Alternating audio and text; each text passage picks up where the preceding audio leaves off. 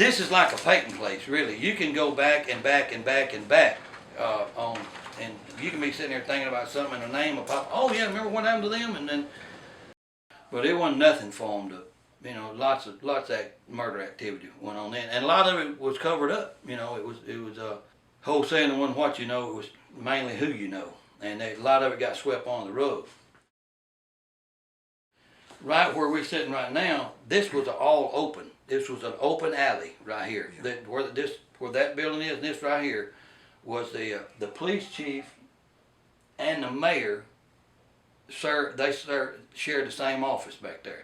The mayor had a little bitty hole right there, and in the very back was where the dispatch was, and the old building in the back is where we kept our fire truck. We worked off of a code system. We had an old siren up there that would go off with four tones, and it would let, like if it went one time, it was the center of town. If it went two, it was on the other side of town. If it went three, we had 4 different zones in Oklahoma. And if it went off 4 times, you would that was tell you where the fire was, and how the firefighters knew then.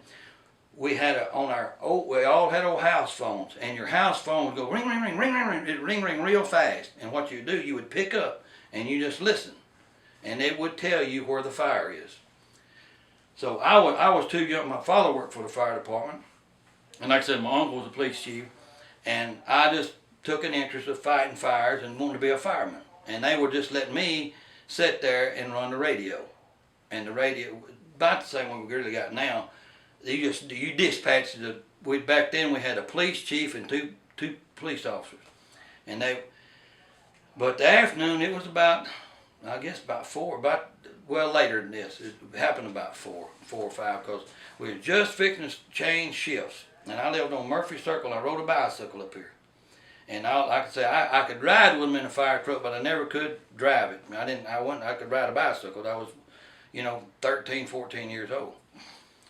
And I had just got Jerry Cole had just came on, and he came in a little early that day, and he said, "Donovan, you can just go on home if you want to." And I said, "Okay."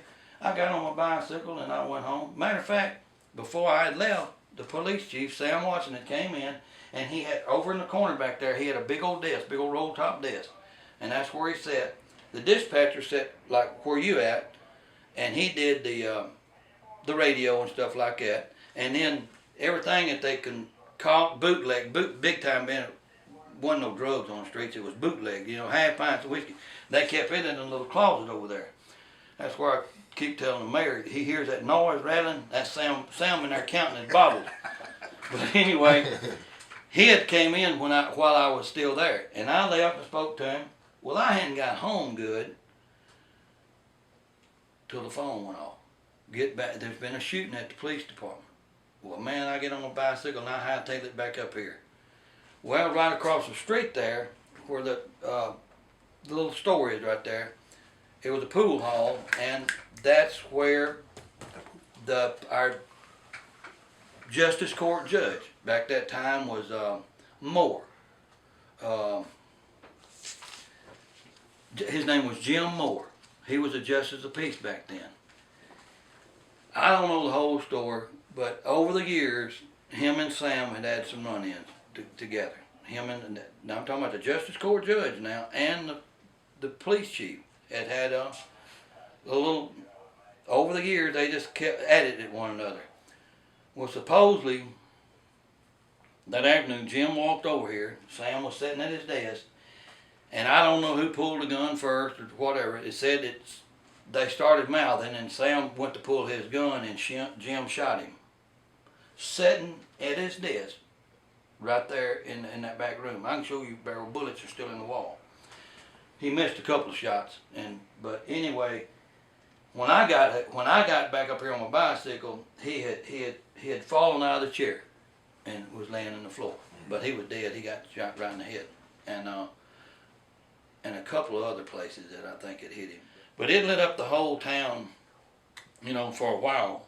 And news media, which we didn't have one outlet, was WTVA. He shot and killed him. Of course, back then he got off as self-defense, and the only one that I witnessed it was Mr. Cole Of course, he's dead now. Only one, Jim, he's still living, the guy that did the shooting. But he never got in time, and it went to court, and it was like a self-defense, you know. But it's been something going on for a long time there. You walk right through here. You take up this step. All this stuff here wasn't here.